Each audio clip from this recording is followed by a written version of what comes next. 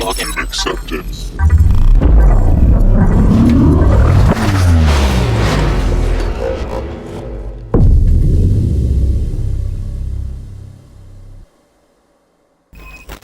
If you haven't already.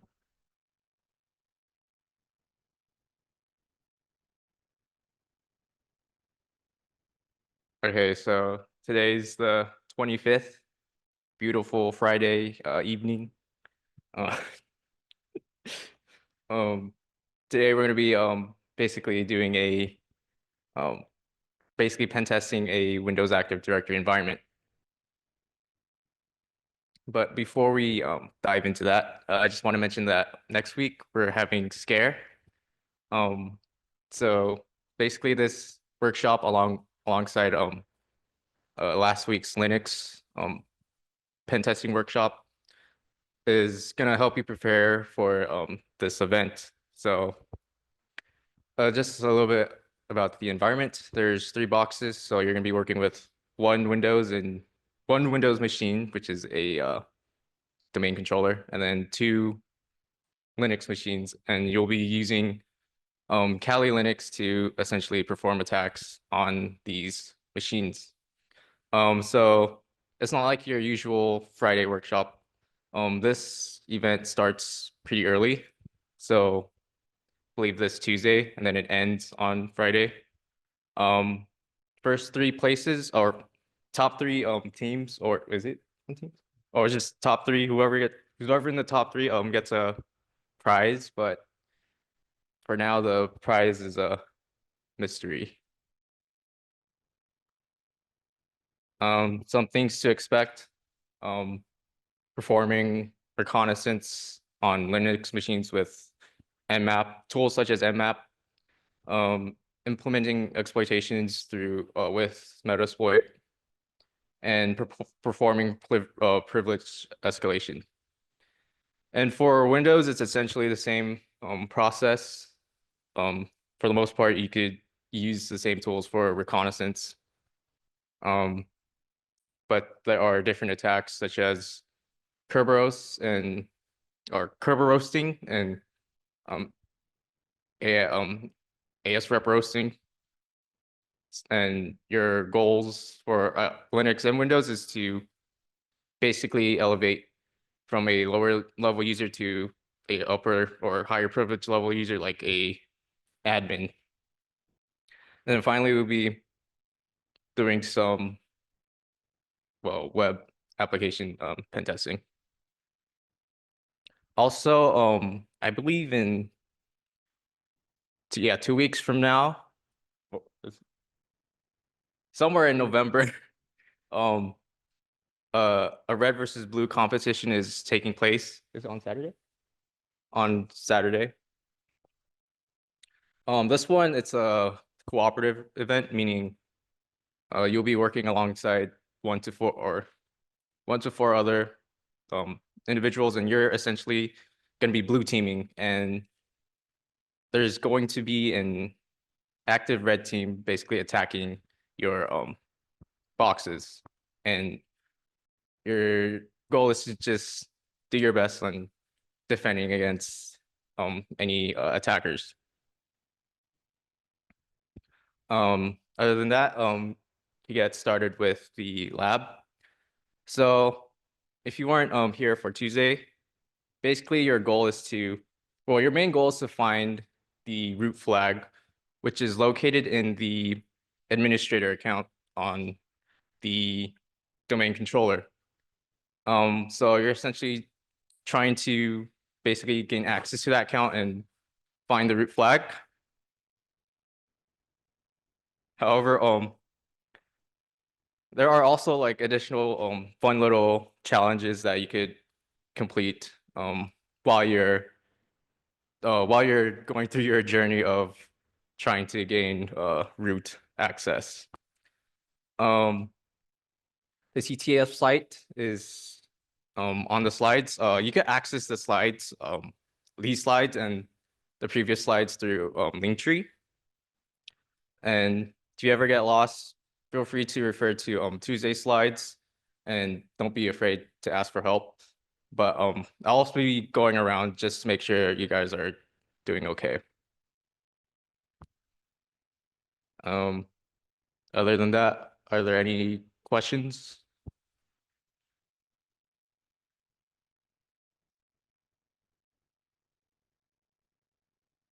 All right, go ham, guys.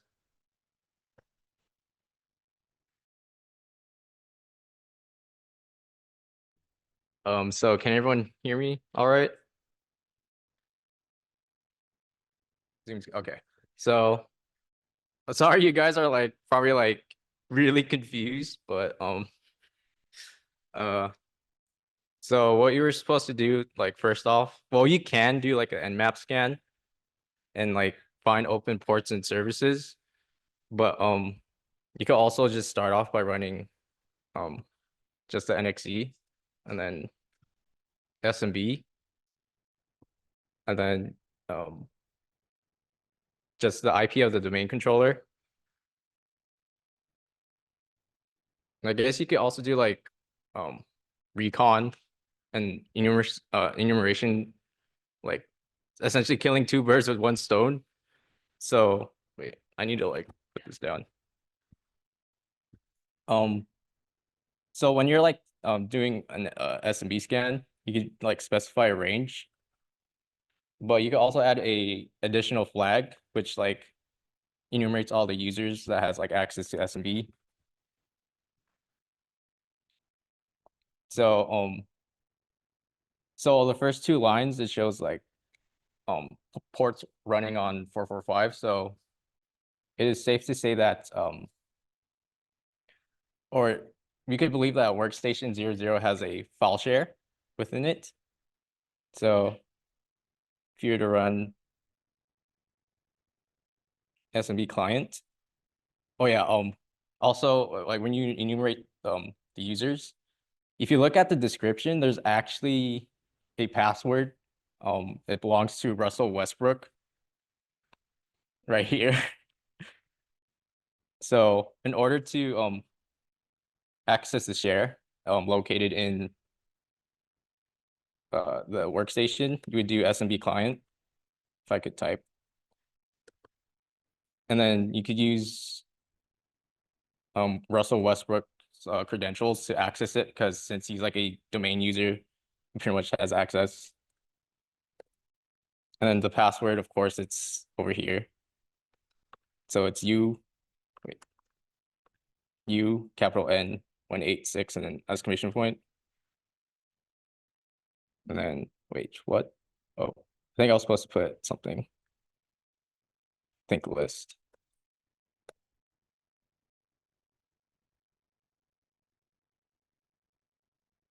Okay, so if you put tag L in the SMB client command and then specify the IP address, you would list all the shares that are like available the in the workstation SMB shares. So um the share is actually just called share. So if you want to like connect to it, you would just run or basically do the same command for the most part, but add a slash and put share.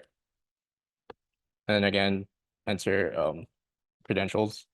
And you get access to the SMB file share. So it's essentially kind of like FTP or really similar to FTP. So if you run LS, you would see there's like a password file located in it. And in order to like obtain it, you would simply just run get passwords.txt. And it essentially downloads it to your current working directory in Kali. If you wanted to like know what commands to use in SMB, you could just type help. It would just give you like a bunch of commands to use. Most of it is similar to like bash scripting or like Linux. So after that, you basically get a password list um, that you could potentially use to brute force your way into or brute force your way to get users. So what you would do is you would essentially run enumerate users again to get like the list of users. You could also run LDAP search and then just pipe it through grep and just grab all the account names. And then if you just isolate the names itself, you could essentially brute force your way or try to find credentials for users by running NXE again. But then for the attack you for users, you could just use like a user file. And for the passwords, you could just use the password file you found in the SMB share. And if you do continue on success,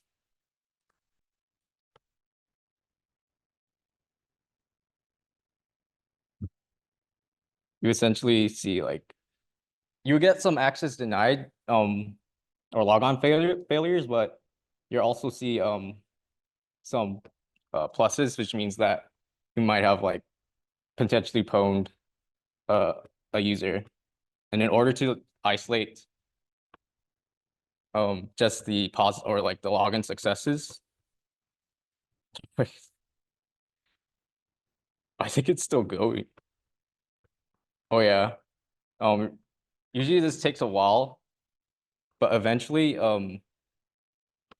you'll obtain a hash or like hashes of these how do I quit out of this?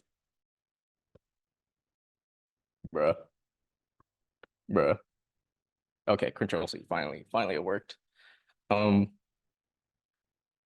Eventually you're able to get these hashes, or wait, to which you could then like track it with hashcat. So one, or you could run like an ASAP roast attack, and you would find credentials for, or you find the hashes for Caitlin Clark, um Austin Reeves, and then I believe the last one was I don't know why I'm blanking, but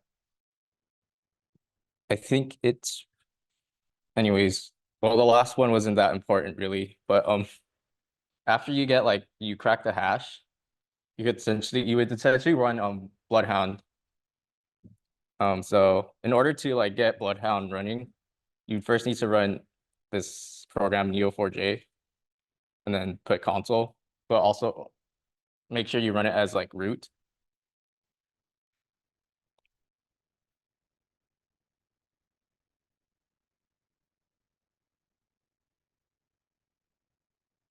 Okay, it's going to take a while to start.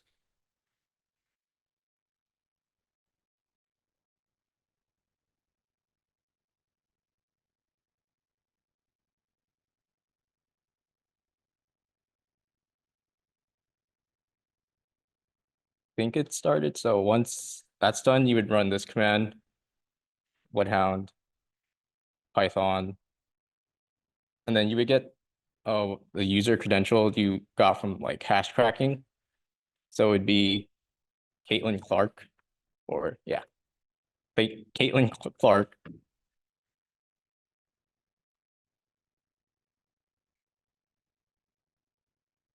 And her password would be or if you crack the hash of Caitlin Clark's password, it would just be Beavis.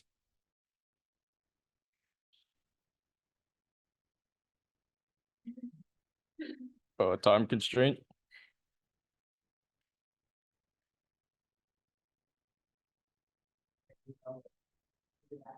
Low-key forgot how to, okay. And then you would just specify NS and then the IP address of the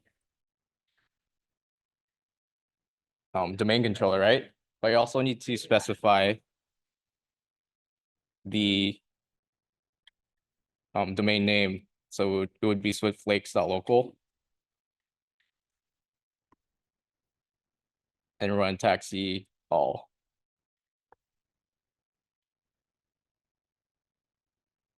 Might take a while. Oh, wait. Did I not? Oh, I put the wrong. Sorry. It's supposed to be D instead of DC.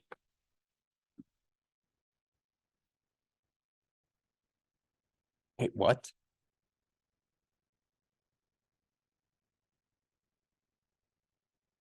That's crazy. It's I don't know. For some reason, like when I try to make the JSON, am I doing something wrong? Did you put it in your the Oh wait, no. I put the wrong IP. There you go.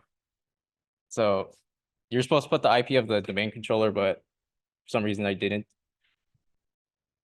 But if you run ls, you would see you have these JSON files. So now you could run Bloodhound.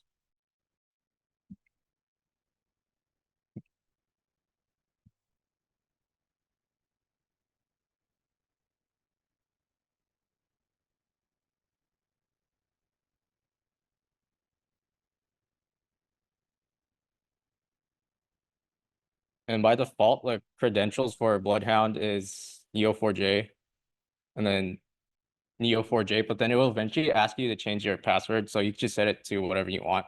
In this case, I just put bruh.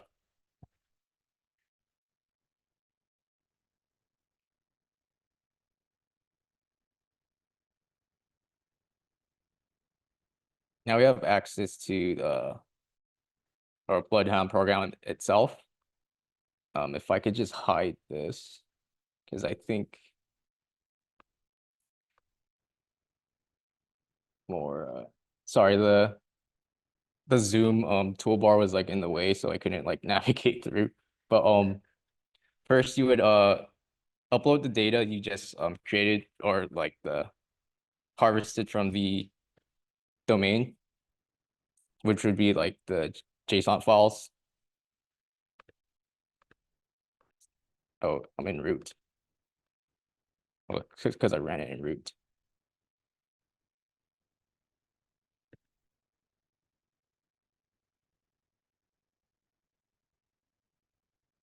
Oh, home. There you go, Cali. And you have multiple JSON files. Make sure you select them all and just run it or upload it.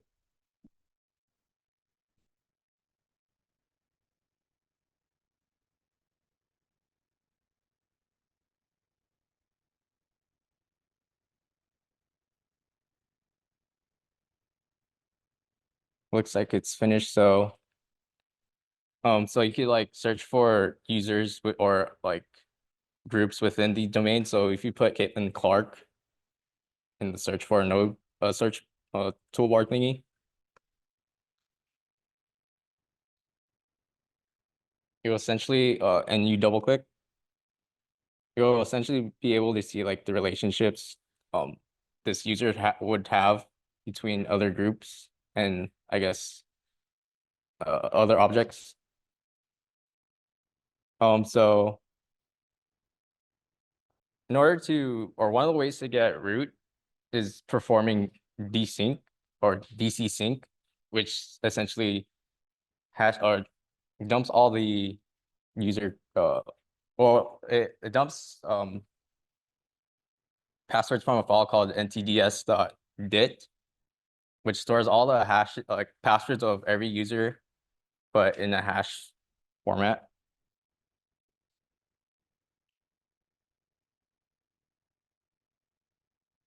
So what I would do is essentially well basically Bloodhound, what Bloodhound does is allows you to, or it maps out a potential attack path to get higher privileges. So at this point, you would want to find the shortest path to domain admins. So if you double click, you would actually see how these or users or groups are somehow linked to each other. So we see Caitlin Clark here. For some reason, she has full control over this user, Dalton Connect, who has the ability to run desync on the domain controller or run DC sync. So if you right click and press help, it would say that this user has generic all privileges to the user Dalton Connect, meaning she has full control over the user, so she could, or this user could basically change the password of this user. So in order to do that, you could click on the Linux abuse tab. You could perform targeted Kerberos, but even more simpler way of essentially gaining access to Dalton Connect's account is by changing his password, because for some reason you have the privilege to do that. So you would basically just copy this command and then go back to your terminal, your Kali terminal, and then just paste the command, but change the parameters.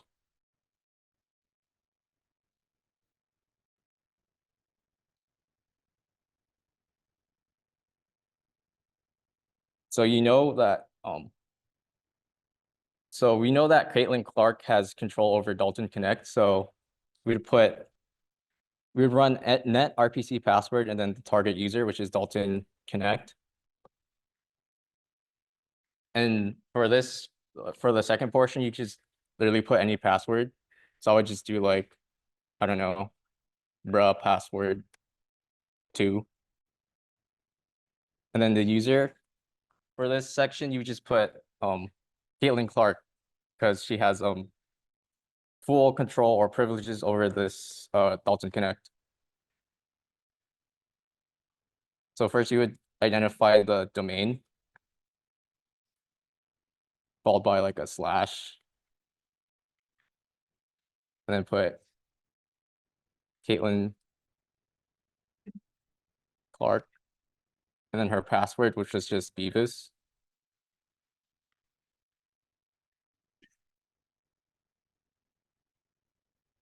And then afterwards, you would just specify the domain controller.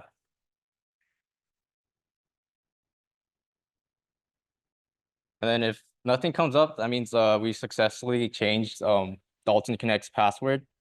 So if we go back to Bloodhound, we could see that he has the ability to perform a DC sync. In other words, just obtain all the passwords for um the for the admins, right?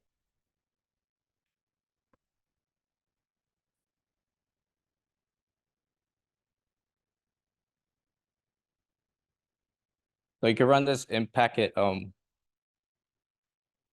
command.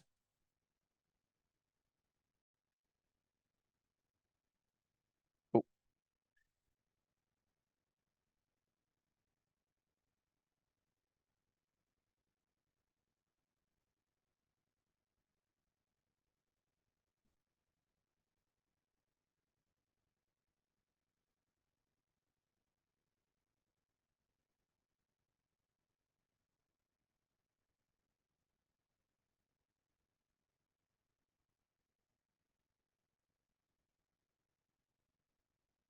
so you would just put the name of the actually.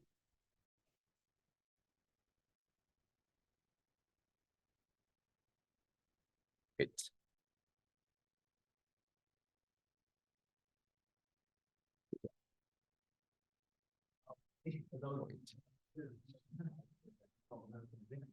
He was office admin. Oh, wait.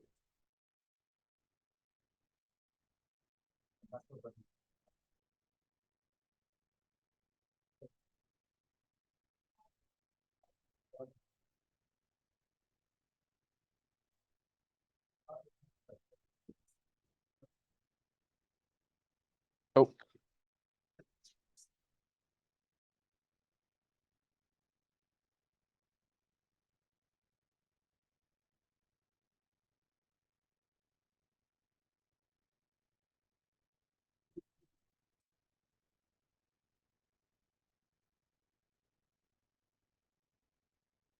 Oh my God.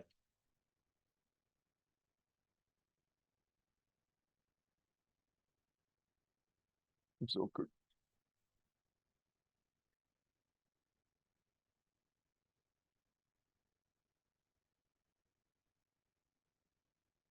Oh, I think we're running out of time, but essentially you would perform a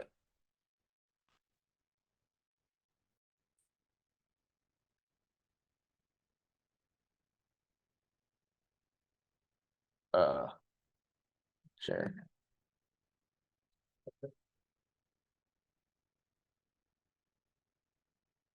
Essentially you just perform like a DC sync um by using, again, you can use net exec.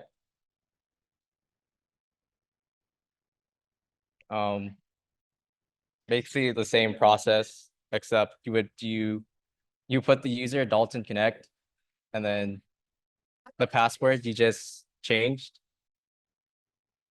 and then do tac tac ntds to perform a dump.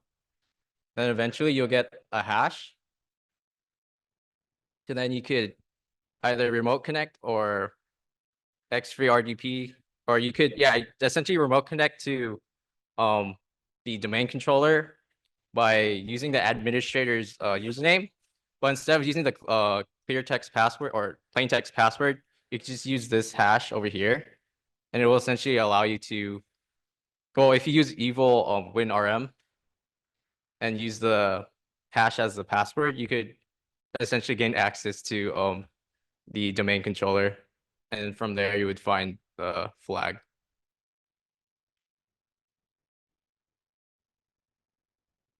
And that concludes wait.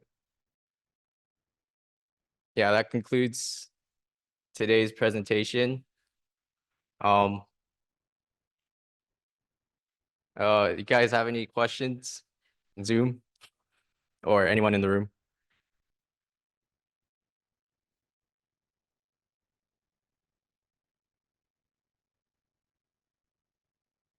Yeah, no. I thought you said that getting root was so easy.